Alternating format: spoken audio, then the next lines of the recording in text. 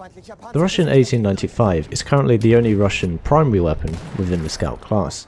In real life, the weapon was called the Winchester 1895, built by the American company of the same name, and supplied to the Russians during 1914 through 1917. This was due to the inadequate industrial capabilities within Tsarist Russia at the time, and the need to supply troops with armaments. The weapon was used to supplement Russian troops, which were usually equipped with the 1891 Mosin Nagant, which was standard issue at the time for Russian forces in the First World War. I expect the Mosin to be featured in an upcoming DLC pack in the future, which will probably be the one dedicated to the Russian forces. So how does the 1895 play within Battlefield 1? Considering there are 3 different variants, we should look at them separately. The infantry variant is equipped with iron sights. These can be adjusted from 1x magnification up to 2x, depending on the player's preference. The weapon excels at combat from a range of 60 to 100 meters, which can result in a one-shot kill to the body. The weapon has a 5-round internal capacity, and due to the lever action can fire multiple times very quickly.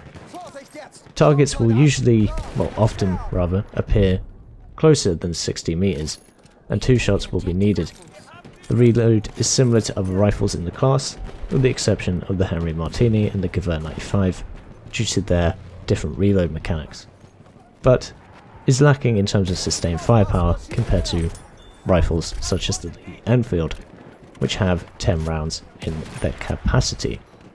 The sniper variant is similar to the infantry variant, with regards to the sweet spot mechanic, the 60 to 100 meters one-shot body shot capability.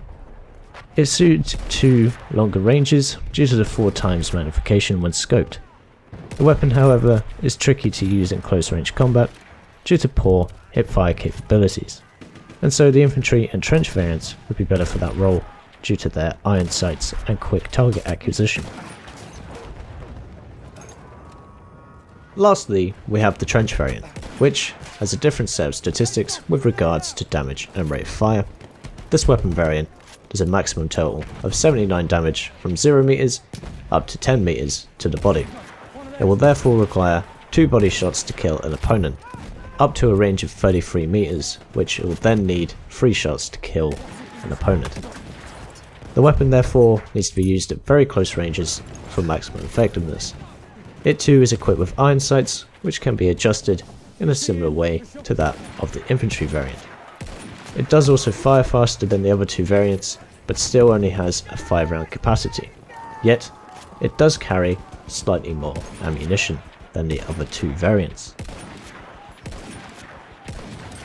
To conclude, this weapon has a good rate of fire and is relatively easy to use and has good range capabilities, with the infantry and sniper variants.